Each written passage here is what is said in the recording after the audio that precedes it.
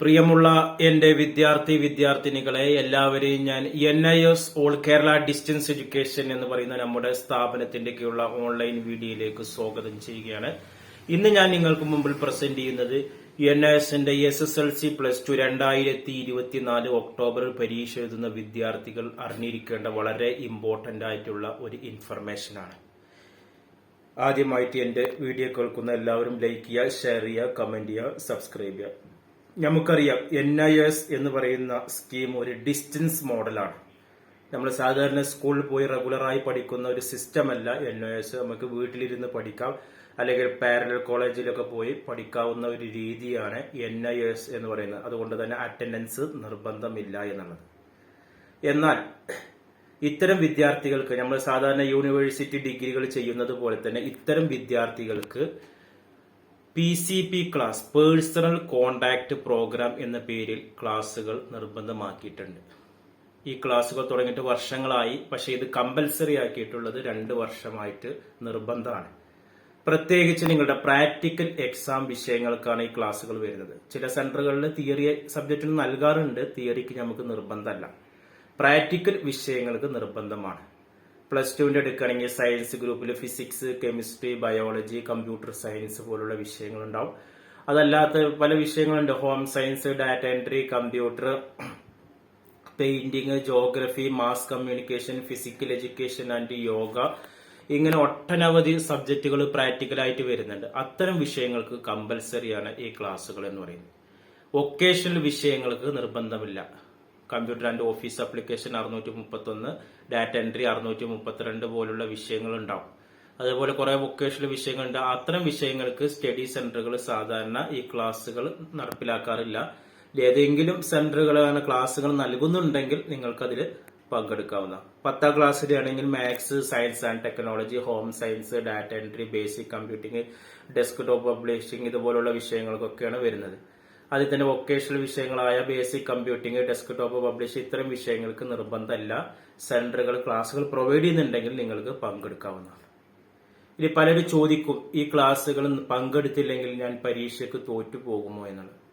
ഈ ക്ലാസ് പങ്കെടുത്തില്ലെങ്കിൽ നിങ്ങളുടെ പ്രാക്ടിക്കൽ എക്സാമിന്റെ 50% മാർക്കും കട്ടാവും. നമുക്കറിയാം, പ്രത്യേകിച്ച് ഡാറ്റ എൻട്രി, പെയിന്റിംഗ് പോലുള്ള വിഷയങ്ങളൊക്കെ 60-70 മാർക്കാണ് പ്രാക്ടിക്കൽ. അപ്പോൾ അതിന് ഈ ക്ലാസ്സിൽ പങ്കെടുത്താൽ ഒരു ദിവസം അല്ലെങ്കിൽ 2 ദിവസമായിരിക്കും ഒരു ഡാറ്റ എൻട്രി ക്ലാസ്, അല്ലെങ്കിൽ ഫിസിക്സ്, കെമിസ്ട്രി ഒക്കെ ഓരോ ദിവസം, ചിലപ്പോൾ 2 ദിവസം മാക്സിമം ഉണ്ടാവുള്ളൂ. അപ്പോൾ ഡാറ്റ എൻട്രി, പെയിന്റിംഗ് പോലുള്ള വിഷയങ്ങൾക്ക് 60 മാർക്കാകുമ്പോൾ ആ ക്ലാസ്സിന് പങ്കെടുത്തില്ലെങ്കിൽ അതിന്റെ പേരിൽ 30 മാർക്കോളം നിങ്ങൾക്ക് നഷ്ടമാണ്. ഒരു 30 മാർക്ക് കിട്ടാന്ന് പറഞ്ഞാൽ നമ്മൾ എത്ര ദിവസം ഇരുന്ന് മെനക്കെട്ട് പഠിക്കണം. അപ്പൊ ഇതിന് വളരെ ഇമ്പോർട്ടന്റ് ഉള്ള കാര്യങ്ങളാണ്. നിങ്ങളുടെ സർട്ടിഫിക്കറ്റിൽ വരുന്ന മാർക്ക് ആയതുകൊണ്ടാണ് ഞാൻ ഈ വീഡിയോ വീണ്ടും എടുത്ത് പറയുന്നത്. അല്ലെങ്കിൽ നിങ്ങളിത് വിട്ടുപോകും. ഓക്കെ, അപ്പോ ഇതേപോലെ തന്നെ പല വിഷയങ്ങളും ഉണ്ട്. Physics, chemistry, biology, geography, home science ഇതിനൊക്കെ 20 മാർക്കാണ് പ്രാക്ടിക്കല്. പക്ഷെ PCP ക്ലാസ്സിന് അതിന്റെ 50% 10 മാർക്ക് വരും. ഇങ്ങനെ പല വിഷയങ്ങൾക്കും പല രീതിയിലാണ്. അതിന്റെ പ്രാക്ടിക്കൽ എക്സാമിന് എത്ര മാർക്കാണോ അതിന്റെ 50% വരുന്നത്. 10ാം ക്ലാസ്സിൽ ആരെങ്കിലും science and technology, maths, home science പോലുള്ള വിഷയങ്ങൾക്ക് 15 മാർക്കാണ് പ്രാക്ടിക്കൽ. PCP ക്ലാസ് പങ്കെടുത്തില്ലെങ്കിൽ 7.5 മാർക്ക് നഷ്ടമാവും.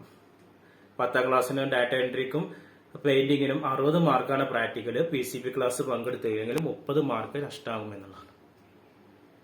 ഓക്കെ, ഇതാണ്. അപ്പൊ ഈ ക്ലാസ്സുകൾ എന്നാൽ ഒരുപാട് ദിവസമൊന്നും ഉണ്ടാവില്ല.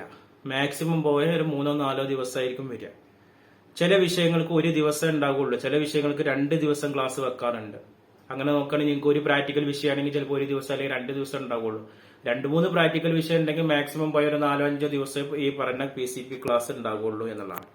ഇനി അടുത്ത ചോദ്യം, ഇത് എവിടെ വെച്ച് നടക്കും എന്നുള്ളതാണ്.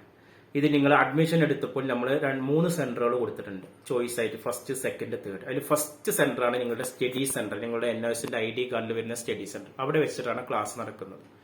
അപ്പോൾ ആ സെന്റർ ഏതാണെന്ന് നിങ്ങൾക്ക് ഓർമ്മയില്ലെങ്കിൽ നിങ്ങൾ അഡ്മിഷൻ എടുത്ത സെന്ററുമായി കോൺടാക്ട് ചെയ്യുക. നിങ്ങൾക്ക് NISന്റെ ID കാർഡ് കിട്ടിയിട്ടുണ്ടെങ്കിൽ അതിലുണ്ടാവും.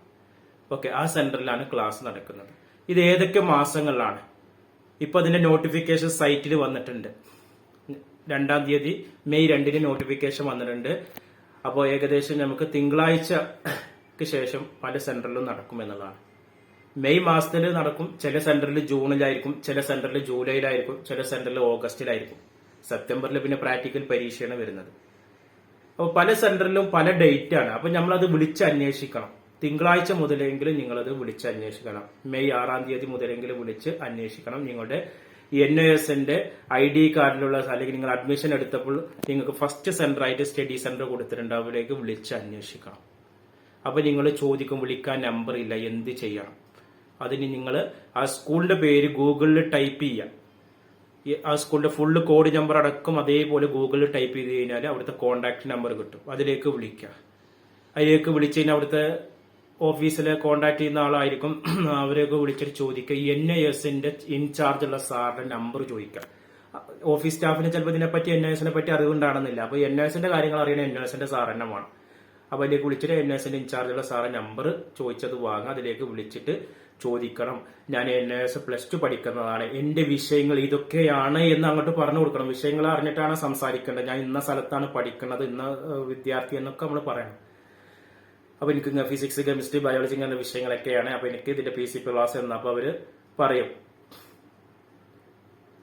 മെയ് മാസം ഇത്രാം തീയതി, അല്ലെങ്കിൽ ജൂൺ മാസം ഇത്രാം തീയതി, ചിലപ്പോൾ ജൂലൈ മാസം ഇത്രാം തീയതി, അല്ലെങ്കിൽ അറിയിക്കാം എന്ന് അവർ പറയും. അല്ലെങ്കിൽ ഞങ്ങൾക്ക് ഇതിനെ കുറിച്ചൊരു ഇൻഫർമേഷൻ ലഭിച്ചിട്ടില്ല, വന്നതിനെ അറിയിക്കാം. അങ്ങനെയൊക്കെ പറയുമ്പോൾ വീണ്ടും ഒരു 1-2 ആഴ്ച കഴിഞ്ഞ് വീണ്ടും വിളിക്കാം. ഓക്കെ. അപ്പൊ എന്താണ് അവരുടെ നിന്നുള്ള മറുപടി എന്നുള്ള നമ്മൾ അറിയണം. അതേപോലെ നമ്മൾ വിളിക്കുന്ന നമ്പർ നിങ്ങളുടെ ഫോണിൽ സേവ് ചെയ്ത് കൊടുക്കണം. നിങ്ങൾക്ക് പിന്നീട് വിളിക്കാം. ചിലപ്പോൾ നിങ്ങൾക്ക് വിളിച്ചാൽ കിട്ടണമെന്നില്ല. അപ്പൊ തിങ്കളാഴ്ച നിങ്ങൾ ഓഫീസ് സമയത്താണ് വിളിക്കേണ്ടത്, 10 മണിയുടെയും 4 മണിയുടെയും. വിളിച്ചാൽ കിട്ടില്ലെങ്കിൽ വീണ്ടും ചൊവ്വാഴ്ച വിളിക്കുക, ബുധനാഴ്ച വരെ, വെള്ളിയാഴ്ച വരെ നിങ്ങൾ ട്രൈ ചെയ്ത് കിട്ടിയില്ലെങ്കിൽ അടുത്ത തിങ്കളാഴ്ച നിങ്ങൾ ആ സെന്ററിൽ നേരിട്ട് പോയി അന്വേഷിക്കണം. അപ്പൊ ഇത് അന്വേഷിക്കേണ്ട വിദ്യാർത്ഥി ഇവിടെ ഇല്ല, ഗൾഫിലാണെങ്കിൽ ആ വിദ്യാർത്ഥിയുടെ റിലേറ്റീവ് ആരെങ്കിലും ഉണ്ടെങ്കിൽ അവർ പോയി ഈ വിഷയങ്ങൾ അന്വേഷിക്കേണ്ടതാണ്. വിദ്യാർത്ഥിക്ക് പോകാൻ പറ്റാത്ത കേസ്, ഹോസ്പിറ്റൽ കേസാണ്, അല്ലെങ്കിൽ അസുഖമായി കിടക്കുകയാണ്, അല്ലെങ്കിൽ വിദേശത്താണ്, അങ്ങനെയൊക്കെയുള്ള ആ വിദ്യാർത്ഥിയാണെങ്കിൽ അവരുടെ റിലേഷൻ ആരെങ്കിലും പറഞ്ഞ് ഇവരെ അന്വേഷിക്കാം. ഫോണിലൂടെ വിളിച്ചാൽ കിട്ടിയ പിന്നെ നമുക്ക് അവിടെ പോകേണ്ട ആവശ്യമില്ല. അപ്പൊ ഈ കാര്യങ്ങൾ നിങ്ങൾ പ്രത്യേകം ശ്രദ്ധിക്കുക.